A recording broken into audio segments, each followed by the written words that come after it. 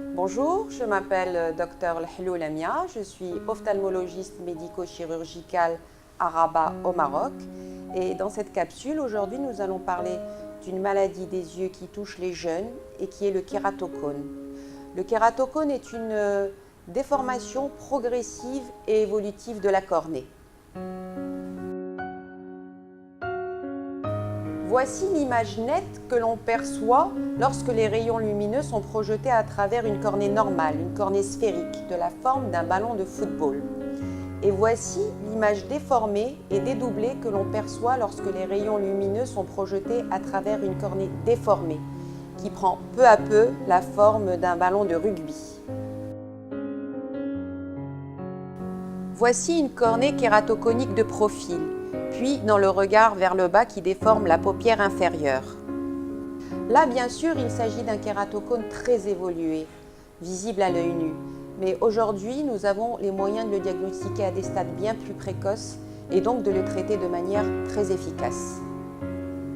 Donc, devant un jeune qui change de correction optique lunettes trop souvent et dont l'astigmatisme évolue de consultation en consultation, il faut suspecter un kératocone. Et devant un jeune dont l'acuité visuelle reste basse malgré sa correction optique lunettes, sans bien sûr que ce soit expliqué par une autre pathologie ophtalmologique, il faut suspecter un kératocone. L'examen qui permettra de faire le diagnostic de certitude est la topographie cornéenne. Voici comment se présente une topographie cornéenne. On y voit le bombement de la cornée ainsi que son épaisseur, car dans le kératocone, plus la cornée bombe en avant et plus elle s'amincit. La partie rouge représente la partie bombée de la cornée. Et comme vous le voyez sur ces images, la partie rouge est plus large et plus accentuée en haut qu'en bas, car le kératocone du haut est plus évolué que celui du bas. Et c'est sur la base de plusieurs topographies cornéennes faites à 6 mois d'intervalle que l'on suivra son évolution en surveillant le bombement et l'épaisseur de la cornée. Une fois qu'on a posé le diagnostic de kératocone, il faut le traiter. Et pour cela, j'ai l'habitude de parler de deux volets thérapeutiques, le volet optique et le volet évolutif. Le volet optique consiste à faire en sorte à ce que le patient récupère la meilleure acuité visuelle possible. Et le volet évolutif consiste à en freiner, voire à en stopper l'évolution. Le volet optique se traite en première intention en l'adaptation en lentilles rigides.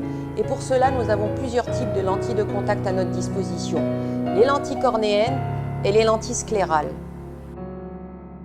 Les lentilles de contact rigides donnent d'excellents résultats visuels. J'ai vu beaucoup de patients passer d'une acuité visuelle de 2 dixièmes à 10 dixièmes. Et ce n'est que lorsqu'il y a une intolérance en lentilles de contact, ce qui est rare, que l'on peut envisager d'autres solutions optiques, comme la mise en place d'anneaux intracornéens ou encore la greffe de cornée. Je recommande de passer à la greffe de cornée que lorsque le bénéfice visuel de la greffe sera supérieur à celui apporté par la lentille de contact, c'est-à-dire au stade d'opacité cornéenne, qui est un stade avancé du kératocone, car il arrive que les patients aient de nouveau besoin de lentilles après la greffe de cornée. Concernant la prise en charge du volet évolutif, si sur plusieurs topographies cornéennes successives on constate qu'il y a une évolution de la maladie, à savoir accentuation du bombement et amincissement de la cornée, là, c'est une indication au cross-linking.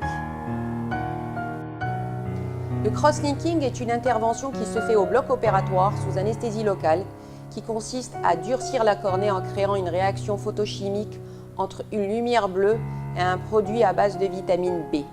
Je voudrais conclure en disant que devant un jeune dont la vision reste basse, malgré les lunettes, sans qu'il n'y ait une autre maladie qui l'explique, il faut faire une topographie cornéenne.